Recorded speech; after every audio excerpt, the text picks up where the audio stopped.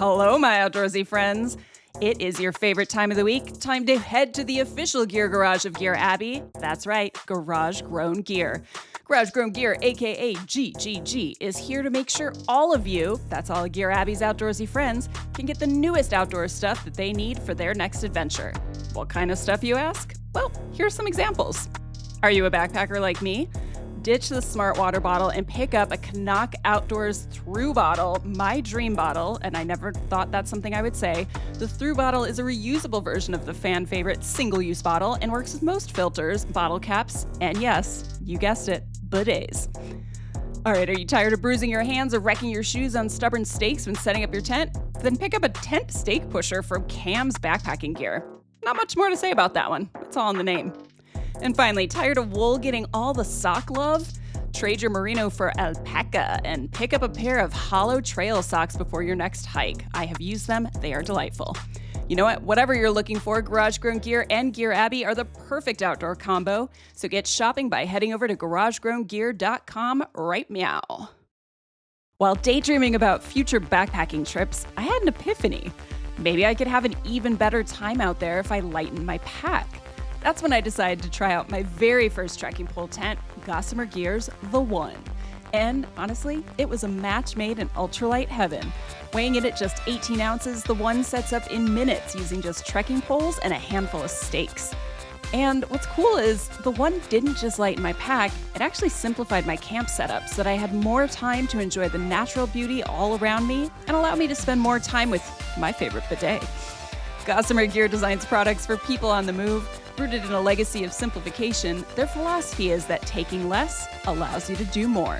And if you want to test this philosophy yourself, head over to gossamergear.com and use code GEARABBY at checkout to save $20 on your order of $100 or more. You got questions going out of your mind. Someone with answers now that's hard to find. Like the what and the why and the how stuff works, or just where to go to avoid all the jerks. She's Gear Abby, Gear Abby, Gear Abby, advice that doesn't suck. Gear Abby. Hello there, my outdoorsy friends, and welcome to Gear Abby, where we tackle the controversial, weird, obscure, and taboo topics that other outdoor podcasts refuse to touch. I'm outdoor educator and writer Shawnté Salabert, and I'm here to answer your burning questions about our relationships with outdoor people, products, places, and pastimes. And I want them all, because remember, there are no dumb questions, just smart advice. Here's how it works. If you've been listening, you know. You're going to send questions over to deargearabby at gmail.com, and I'm going to answer a couple each week here on the show, along with my trusty sidekick, my partner in gear, the producer of Gear Abby, and everyone's favorite Marvel character, the Enforcer. Which, if you listened to a couple episodes ago, you know what I'm talking about. Otherwise, you're very confused. Colin True. Are we actually answering like weird and obscure and taboo? I guess we've had a couple taboo topics. True. I was thinking about that. I'm like, it's pretty like there's a lot of stock questions here from our listeners, which is okay, by the way. All but questions. Are they basic? We can stand a little. Are they gonna annoy me? Are they gonna challenge me? Right. You know. Yeah, we can use a little more weird and obscure and taboo. Yes. Bring it on, people. Yeah, you know? I wanted to get weirder around here. Yeah. We've already, I really appreciated that we had a sexy times question. We've had a lot of poo questions. Maybe we could diversify our bodily fluids. It's still taboo, I guess, on some places. It is. It isn't, a lot of places. People don't like talking about it. I want to hear, what are the the pros and cons of hiking doing a thru hike in a gimp outfit? Like, that's really what I want to hear Shawnté break that down. That's what I want to get into. I don't know how to respond to that, Colin. You better start workshopping because someone's going to write it in now. No, and if I get the email from you from like myrockfight@gmail.com, I'll know not to answer. I don't know what you mean. It's just what a coincidence. Oh, interesting email we've got here. Oh man. Well, I know this episode we record a little ahead of time, but I know this is going to come out on Thanksgiving, and tomorrow is that very special holiday known to all the REI faithful as Opt Outside. So, are you going to get outside, Colin? In my gimp outfit, yeah. Happy Thanksgiving to me. I feel like you need to describe this for people who are not familiar with what that is. No, I think they should. I think that's universal now, isn't it? Make people Google it? Go watch Pulp Fiction, everybody. You'll see what I'm talking about. No. No, I don't know. You know what? We're going to switch topics because also I do want to say yesterday was another special day. It was Women-Led Wednesday. Now this is something to celebrate. It really is. It's an initiative, if you're not familiar, it was started by Cassie Abel, the founder of women's technical wear company Wild Rye. They make amazing like bike shorts and stuff. And it was founded, she started it to encourage people to support and spend their money with women-owned businesses and brands, which, you know, the name kind of implies. It's really awesome. The website's great. Head over there, womenledwednesday.com, and make it rain, people.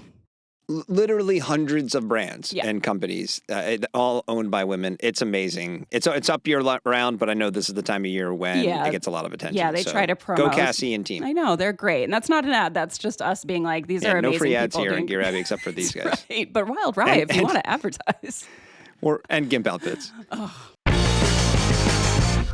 Well, Colin, you know, I like that we started out with a little, you know, latex clothing, not a piece of technical gear. I mean, maybe Lloyd will open up the doors of Garage Grown Gear and push over some Dyneema and make room for latex. I don't know. I don't have a crystal ball for that.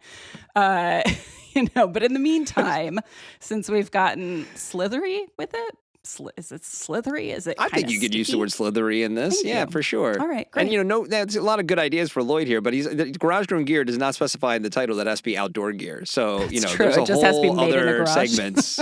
It could be worn in a garage. I don't know where you do your thing. It's fine. I don't either, man. All right, before we go too far down this road, let's kick things off with a question. Thank God. Happy Thanksgiving, Please, everybody. Help me, help you, help them. Play this for Grandma at dinner, okay? All right, here's the first question for today. Dear Gear Abby, my girlfriend and I started listening to the show recently, and she suggested that I ask you this question. Do I have to say LOL? I hate LOL. That's my least favorite thing. You have to say it if it's in the email. Damn it. Okay, that I ask you this question. LOL. Why do you have to write LOL there? Everybody does it. It drives me nuts. We don't kink shame on this podcast. There's nothing kinky about that. You don't know. I mostly read books by men. Embarrassed to admit that I didn't realize this until my girlfriend pointed it out. So I'm trying to read more by women authors. All right. I read Wild and actually enjoyed it. Can you recommend any other adventure books by women that are kind of similar? Thanks so much. Signed, Jordan F. Well, Jordan, we got a lull and we got an F. We've got everything. Thank you, Jordan, for writing in. You can listen, people. No matter how Colin reads these, you can write whatever you want. Okay. Certainly, please. And I make him read it. So yes. put a lot more LOLs in there from here on out. Maybe some TGIFs, and I don't know. You just roll with it. But Jordan, your local bookstore is about to love you, and so is your girlfriend if she doesn't already. And honestly, I'm a book nerd. We do not have enough time on this podcast to go through all the outdoorsy books that I love by women alone, but I'm going to get you started with a few gems that might hit some of the same, adventurous memoir buttons that Wild did for you. I also appreciate that you're not a Wild hater. See, people, Jordan likes it. You should read it. Is there really backlash on Wild? Is it truly like... I think it's really limited. It's like the trail snobs. They're like, oh, it's not a book about hiking. Oh, so it's more your kind of thru-hiker, like the backpacking community. Not my that community. Like that's where the hate sort of exists because like, oh, she didn't do the whole thing or what, like that kind of stuff. I think people just need something to do in the off season when they're not hiking, so they got to find things to be pissy about. So it's classic outdoor though, right? Oh, because absolutely. it's like look, the book really wasn't about her being a thru-hiker. Yeah, and they're mad about it. Did you read the parts of the book where she wasn't on the trail? Maybe revisit some of those. Yeah. Anyway. Well, I got some other books for you. All right, both Jordan and the haters. I'm going to start with a newer one that I read about a month ago, which is Bridget Crocker's The River's Daughter. If you've ever listened to Open Container Podcast, it's also part of the Rock Fight Network, my little club that I'm in. And Doug Schnitzbahn talked with Bridget on there, and that was a fantastic conversation. So her book is essentially Wild on Water. She writes about how paddling and working as a river guide helped her navigate kind of this cycle of abuse within her family and just various men as a young person. Excellent book. And I'm actually right now reading Pure Land by Annette McGivney. This is not an old book, but older. And it's going to hit a couple buttons for different people because it's a true crime book about a murder in the Grand Canyon that kind of cleverly also contains a memoir about how investigating that crime and the people involved in it sort of churns up, her own childhood trauma and how she's moving through that. Great book. And if you want to stick with the hiking genre, Heather Anderson, also known as Anish on Trail, has written two great ones. There's Thirst, which is about her experience pushing through literal and metaphoric pain to set an FKT on the PCT. Lots of acronyms here. And Mud, Rocks, and Blazes is about doing the same on the Appalachian Trail. Heather is very accomplished. Heather likes to write about it. And then I'd say if you like cold things, if you like dogs, another favorite is Blair Braverman's Welcome to the Goddamn Ice Cube, which I actually read on the Colorado Trail. And I swear I would read it every night in my tent. And I think I got colder every night just reading it because the whole thing is set in the far north. Yeah, a lot of people actually know Blair because she tweets or whatever the hell it's called now about sled dogs on social media. She and her partner have a ton of them. And you'll be delighted to know that sled dogs make an appearance in this book, as does her. I would describe it as an exploration of the harsh landscapes, both outer and inner. Dun, dun, dun. It's like impromptu trailers for all these books right now from Gear Abby. No, seriously. Where's my kickbacks from these publishers? Katie Arnold, fantastic memoirist, and I loved both of her books. You might know her from the Raising Rippers column that Outside used to do about getting outside with kids. Another Open Container alum. Oh, yeah, that's true. Yeah, she talked about, well, I'll tell you in a second. First, there was Running Home, which is about her using ultra running as a way to move through the grief she experienced after her father died.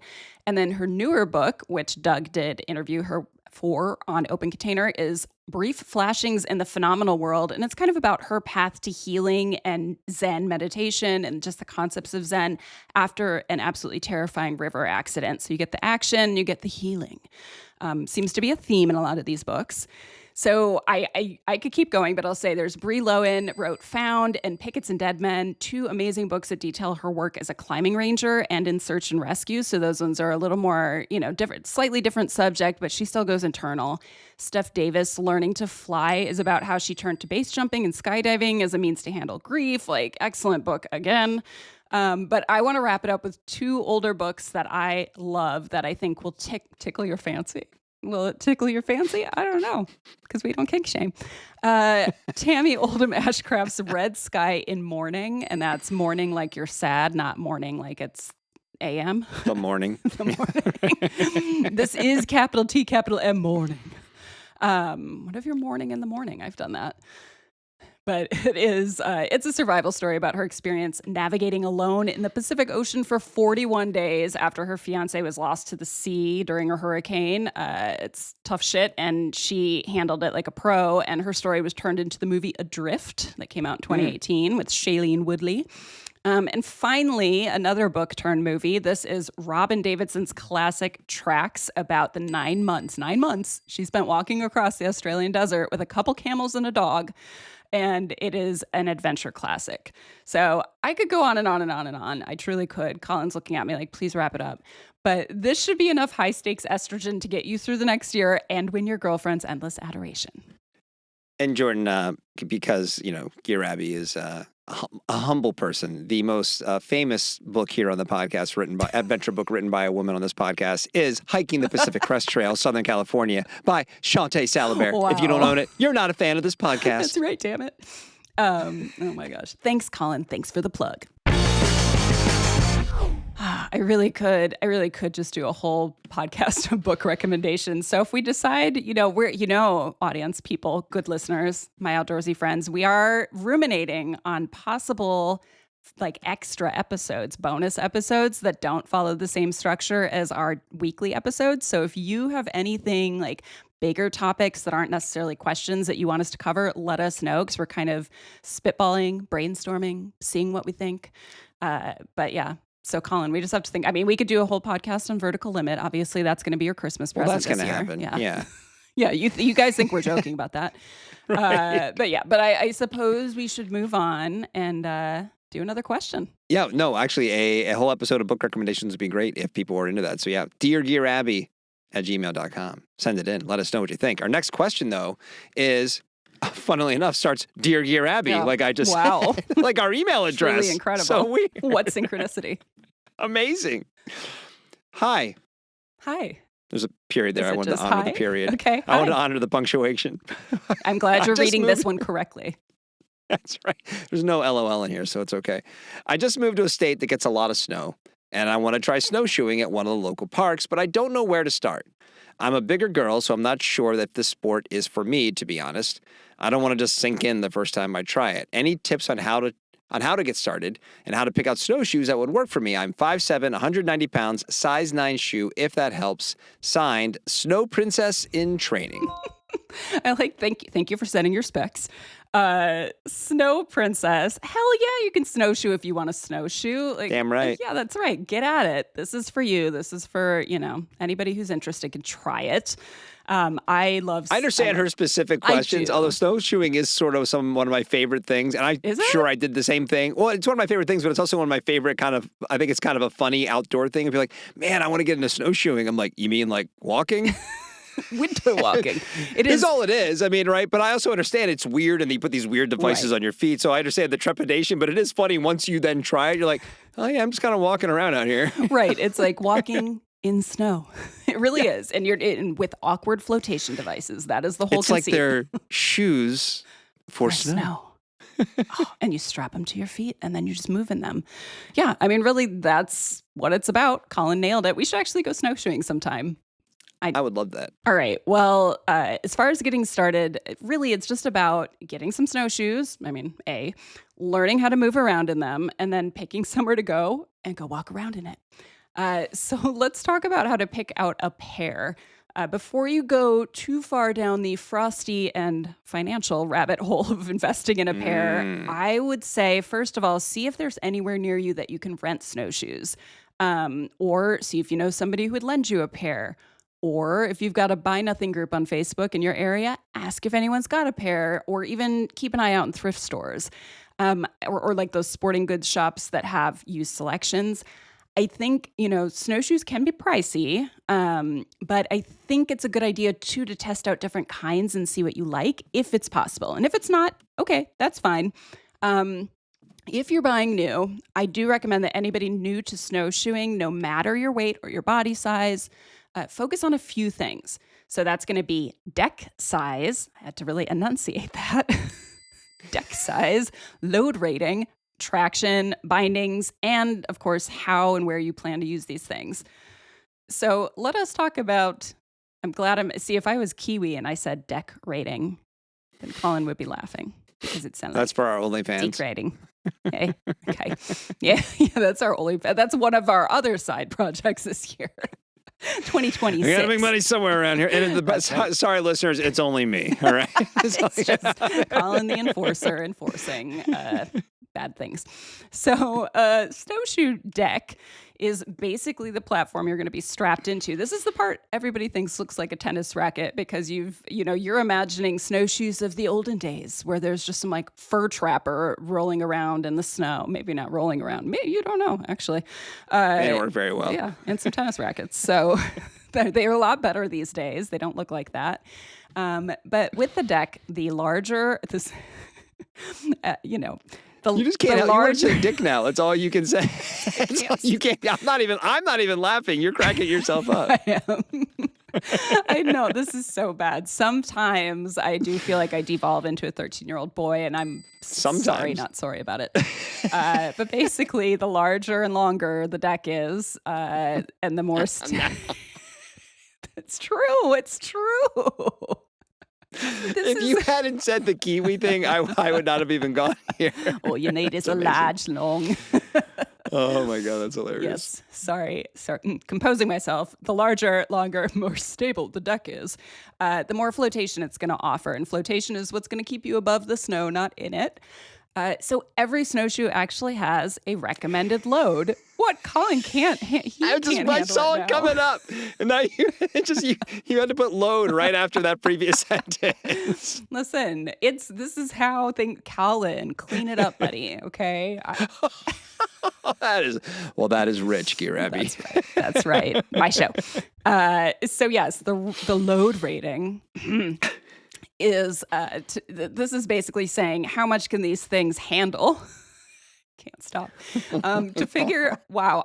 You know what? Honestly, I thought snowshoes, this is a very innocuous question, but we're going down a deep, dark, dirty path here. So apologies to all of you serious hearts. Apologies to you, Princess. Hopefully you're hanging in there with us because basically this recommended load is going to help you, figure out which one is best for you. And figure out, so you're going to basically figure out how much weight you're going to be carrying in a pack and add that to your body weight. And then you're going to choose a snowshoe designed for that capacity. So they generally have a range that you can read on the, packaging for the snowshoe, or you could talk to a sales associate if it's a place that sells snowshoes. But basically you're going to look for something that can handle your weight and then the addition of anything you're carrying.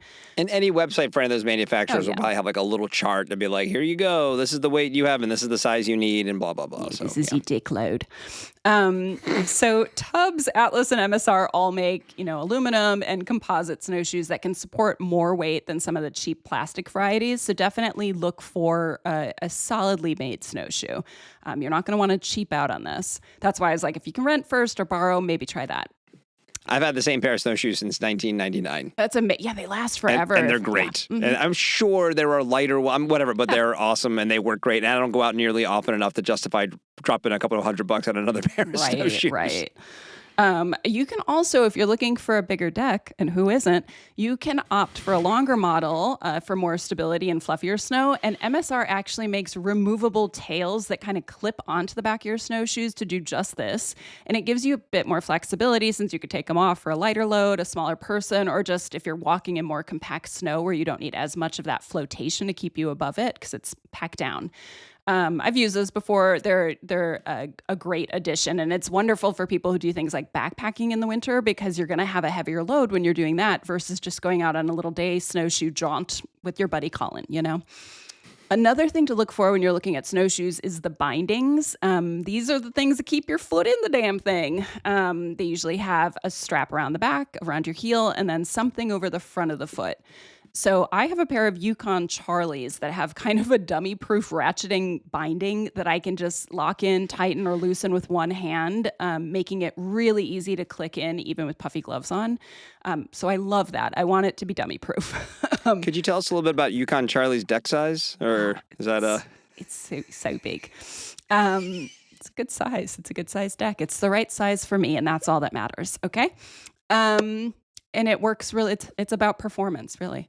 So my least favorite, keeping it together, man. I'm keeping it together. My least favorite bindings, though, are the ones that have these kind of rubbery buckles. Since honestly, they come undone really easily, and I think they break off surprisingly easily, and they're usually on the cheapest shoes, though, so if you're looking for something affordable, I get it. You may want to get a replacement buckle, set of straps if you're going to get some of those cheaper snowshoes, just because there's a high likelihood. And as a clumsy ADHD girly who is hard on her gear, I am speaking from experience here. So, yeah.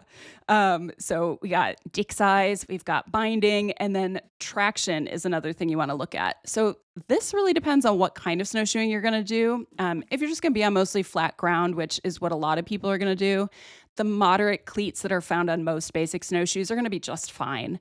But if you're going to be in the mountains, you're going to be on a lot of slopes, going uphill, downhill, especially uphill, you're going to want to pair with a more aggressive crampon. Those are the pointy teeth underneath. And you're going to want a pair that have a heel lift built in. And so that's something when you're going uphill that kind of pops up and it helps support your foot. And it helps reduce fatigue when you're going uphill. So they are well worth it if you're going to do any snowshoeing in mountains.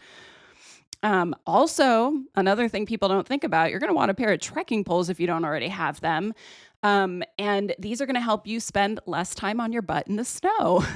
Which, it's part of learning how to snowshoe as being one with the snow, but you want to try to minimize that.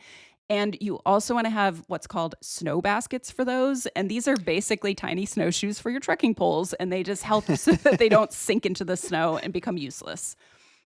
So as for learning how to snowshoe, as Colin said, snowshoeing is just walking with big, clunky, weird things on your feet.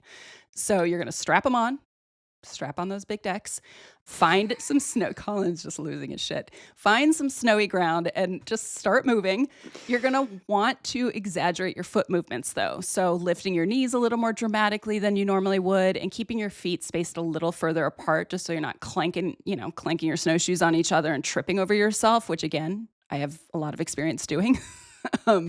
So the hardest movements to me are always the turns, which always make me feel like that scene in Austin Powers where he's making the 19-point turn to get his cart turned around in the hallway. I'm like, Easier than skis, though. So much easier. Shorter deck. You just want to like fling your leg out into the atmosphere and circle around that way. Just try not to trip on yourself is the big thing here. But I'd say, listen, go have fun out there, princess, and don't be afraid to fall down, to look silly, and to laugh at yourself because you're going to be lumbering around like a winter wonderland Frankenstein the first few times you do this. Yeah, while you were talking, I looked on geartrade.com. There's a ton of snowshoe options on GearTrade, all great. very affordable. I would say my advice, princess, I think would be don't worry about spending too much and even going a little smaller because if you're just going to be out there like doing the more casual version of it, even if you have one of the biggest snowshoe you have, you're still going to sink a little bit. I think that's sort of what people don't think. You're not just going to you're not like walking on the very top layer of snow. Not snow exactly. And also as you then learn, and then if you decide kind of like Shawnté was saying, like if you're going to do things more aggressively, like, oh, I'm going out in deeper snow, I will need a larger set of snowshoes. It'll be more comfortable if they're a little smaller and you'll get all the traction and flotation that you need. So yeah. Wow, Colin, useful advice. Oh man, that question just reminded me that this is embarrassing after you told me you've had your snowshoes for 305 years. I actually need new snowshoes because I jacked up the bindings on mine last year and I think they're beyond the point of repair at this point. I'm always a big fan of just repairing gear, but I may need to get some new ones. I have had them for a decade, so that's decent, but they really can last a long time. You know where you can look for used gear? I did not Google this in the middle of our session like you did, Colin, but Articles in Common is a great website that you can look and find used gear. And at some point, we got to have Emmy on here and to talk about it. The founder is super cool. But not today. Today we're going to do a third. We could call her and just wait for her to show up. One day. But let's do another question. Okay. This question is... Okay. Next question. Dear Gear Abby, this is a long one. I was getting in an after-work mountain bike ride when I came across a herd of elk on the trail, a small group of about 15. A pair of riders had stopped in front of me, and we all watched the herd milling about from a good distance. After about 10 minutes of watching, snapping photos, and enjoying this rare encounter, we all decided that we should probably get back to our ride. We started to make some noise, ding a bell, and generally moved down the trail toward the elk. The herd quickly got the hint and moved on.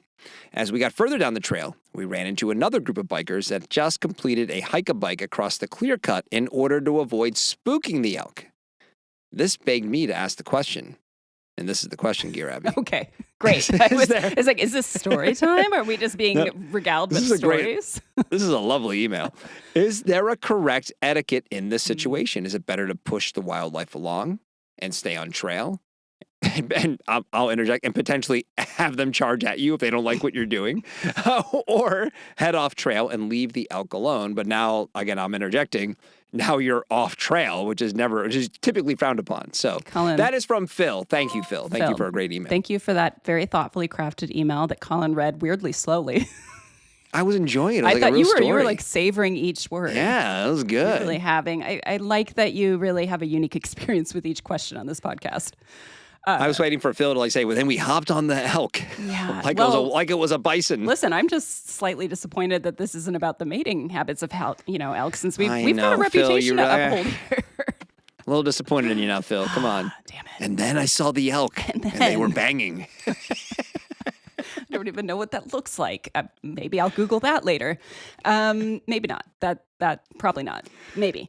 Okay. So I've had my share of encounters with large, non-banging wildlife on trails, including some times that I was forced to ponder this exact question because I actually had my own elk situation in Colorado a couple years ago.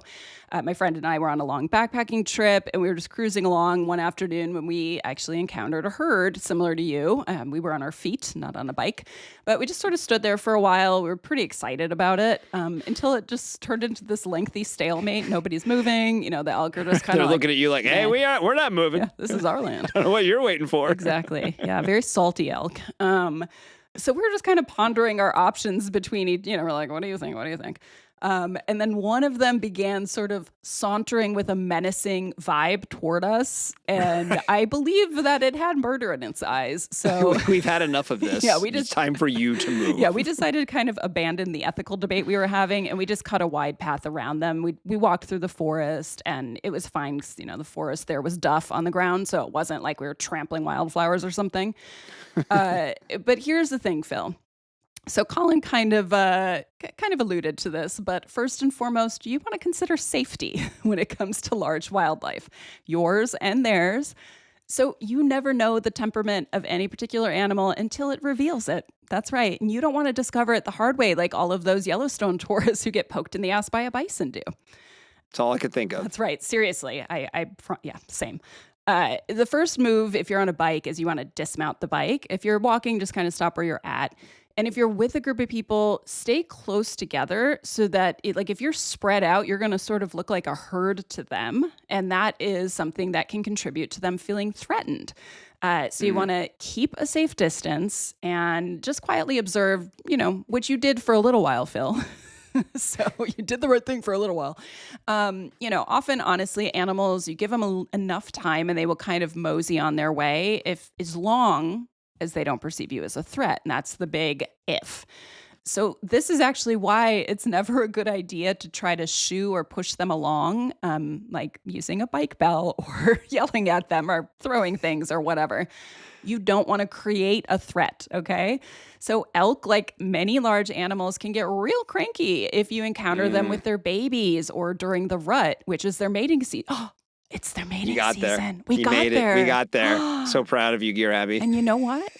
That's right. Those elk don't want to be interrupted while they're trying to look all attractive out there, especially if they... And you can tell that they're in the rut because one of them will have their gimp outfit on. Oh, my God. No, you know how you could tell they're in the rut sometimes is because they will have gathered a harem, which I learned is... Really? Yes. That is the word for a bunch of sexy lady elk who've been lured into a life of sin with a bull. Yeah. Is that legit? That's legit. I have so much more respect for elk now. I mean, like, wow. We need to have the Horny Animal Power Rankings for Gear Abby. Right now it's horny salmon versus horny elk. All right, let's see who wins. We can't do that. Oh my gosh. Yeah, I was delighted to learn that. I was like, this is the best thing I've learned yet. That's amazing. God, there's just full on Johns out there. Absolutely. Like running the plains. Yeah, and you know what? They're going to get mad if you interrupt their business. Why don't you come and join my harem? That's right. Oh my God. Yeah. So if you see some elk out there getting all worked up and giving you warning signs, which could include something that, they snort, they growl, maybe stomping around or leaning down into that classic bison butthead, headbutt position, butthead, headbutt, whatever. I know what you meant. They're going to knock you on your feet. You want to back away slowly, but do not turn your back to them. You want to keep eyes on the situation. And you can back up a little bit, try to observe again. But if they're still acting like furry little roadblocks, especially if they're angry, you got two options at this point.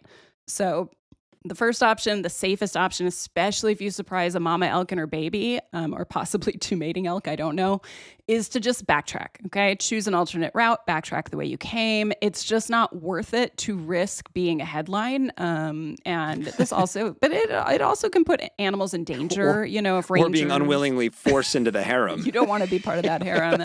You're not built for it. No, you're part of this now. Let's go. You'll have to start a whole new life. But yeah, this is also obviously the most leave no tracy option because you're not just scampering around off trail. Right. And the other option is what MacGyver, my hiking buddy, and I did, is quietly, sort of scout a way around that avoids trampling vegetation. And if you've got a bike, walking the bike until you're well past the herd. So really, it's like exercise some patience. Phil, you said you stood there for 10 minutes, which is a good long time. And honestly, that's usually most animals are moving on at that point, especially if they're on a road or a trail. So try to be patient if you can and avoid like honking, yelling, screaming, because you just don't want them to turn on you. I think I've also been in situations in the Sierra, though, where it was a big lazy bear in the middle of the trail, and on my left was a cliff, and on my right was a long drop to a river. So I just had to be patient and eat some Cheetos until he went to go loaf around somewhere else. So there you go, Phil. Be safe out there. Plus, bonus, we got a little animal mating talk in for good measure. We did, but we've not talked about the most dangerous herd of them all, which is the marmot herd. Oh, that just cuddling marmots. I found. Sorry, I forgot. You're the danger in that scenario, not the marmots. The marmots are fine. It's me. Oh man, Colin, as much as I would love to continue bantering about elk harems, but who wouldn't? A surprise and delight to both of us, let's dive into the final question. All right, last question for today. Dear Gear Abby, in your opinion, what's the best electronic equipment to carry on a backcountry trip that's not a phone? Signed, Recovering Luddite in Maine. Great sign off. As somebody who hates having to carry any electronics and prefers to just sit quietly next to a stream eating snacks like the little feral dirtbag lady marmot she is, I feel it on a deep level. So I'm going to give you two versions of best here. First, the one that will most appeal to my mom. That's Gear Mom to you. That's right. Yeah, it's a satellite communication device. It is always clipped to my pack when I'm in the backcountry or on a long hike or a run out of cell phone range. I use a Garmin InReach Mini, which is paired with my phone. I never really use the GPS tracking on it. That's not really why I have it, but I do really enjoy the ability to have not just an SOS button for emergencies, which I have thankfully never had to use, knock on wood, but it's also great because I can send two-way texts, which has come in handy in the past when I've had like kind of minor injuries, and also when I've had to figure out what to deal with wildfires that were in the area. So that... I thought you were going to say approaching elk harems. You wish. I wish. Do we wish? I don't know. Yeah, but I'm going to, like I said, I'm giving myself two answers here because it's my show. And even as someone who despises having to bring electronics into the mountains with me, I have to say my e-reader, which is a Kindle paperweight that a friend gave to me, is much more fun than my InReach. So best in that way. And honestly, I always feel like it's one of the best things in my pack on a long trip, especially when I'm alone. So first of all, basically a library at my fingertips. I read 3 trashy books on the John Muir Trail, Numupoyo this summer. Not even embarrassed to say that. And my version of a trashy book, by the way, is Steve Barry's series, which are like kind of the Da Vinci Code. So love that. All right, love that that's disappointing. Sorry, given, does that just negate your the propensity whole first for question? filthy dots being connected? All right, let's It's up our not game even here next filthy, summer, it's just Gear like Abby. terrible historical, thrillers. That's what I love. You just don't want to say bad. Bad. You know what? Yeah, that's fine. We can replace that. You're right. 3 bad books. No. But then here's a good book, Colin. I actually always, when I do long trips, I carry a copy of Wilderness First Aid Handbook. And then this summer, I also had my own PCT guidebook on me for reference if I needed it, in case I didn't remember things, because I wrote that a long time ago. But I borrow it all from Libby, which is the library app. If you're not using it, it's awesome. And so I just sync that with my device before I leave. And then if I have Wi-Fi when I'm in service on a long trip, I'll just download more books. It's awesome. So infinite books. The first aid book actually came in handy. I think it was last summer. I got a weird bite one day. I was about a week into a 3-week trip, and I looked down and I had kind of a circle of doom growing around my ankle. I was like, oh shit. And so I was just looking, I was like, where's the bite section? And should I be taking Benadryl right now or pressing the SOS button? So I just laid everything around my head. I was like, Benadryl, allergy medicine, and my InReach just to see what happened. But yeah, that was good for that. It's also good if you're a hypochondriac. Whoa, what was it? What was it? What was the bite? I thought it was a brown recluse bite, and I just got lucky. That was like the shape of it, but it didn't necrotize, which is when the skin. So gets you think eaten. you actually got bit by a brown recluse? I can't speak right now because I'm so excited about this You're story. too excited about the elk harem. I got bit by a Got to figure out how to get in on one of those. Yeah. Wow, and it just you can get bit and it just ends up being okay, basically? Yeah, apparently not everybody has that kind of devious reaction. I was just mostly localized, and it didn't, like I said, a lot of those poisonous spider bites will start eating your flesh. Luckily, that didn't happen to me. So where do you think it happened? Do you think it wasn't like a sleeping bag situation, was it? No, I was crossing, I felt it when it happened. It was painful. Oh. I was crossing a gnarly log over a creek, and it happened, like it must have been hanging out on the log just waiting for something to bite. So I was the unlucky recipient. Wow.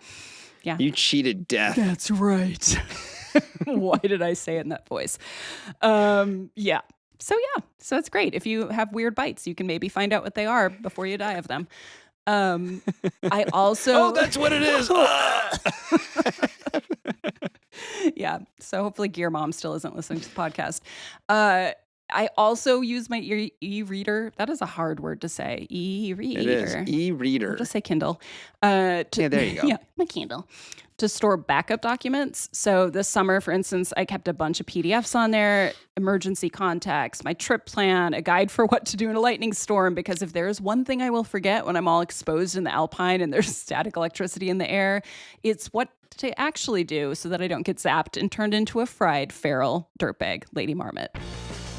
Well, that's it for this episode of Gear Abby. Until next time, send your burning questions about your relationships with outdoor products, people, places, and pastimes over to deargearabby@gmail.com. And I'm going to do my best to answer them or find somebody else who can. And of course, head over to your podcast listening service of choice and subscribe, rate, and review to support the pod and personally make my day. And follow us on Instagram @GearAbbyPod to see terrible, badly produced reels. In the meantime... They're good reels. Subscribe. Yeah. Was it the bidet one where I used a pumpkin to simulate a butt? That was amazing. That was the best. In the meantime, today's episode was produced by David Karstad and my buddy Colin True. Art direction provided by the wonderful Sarah Gensert. I'm Shawnté Salabert, and remember, there are no dumb questions, just smart advice.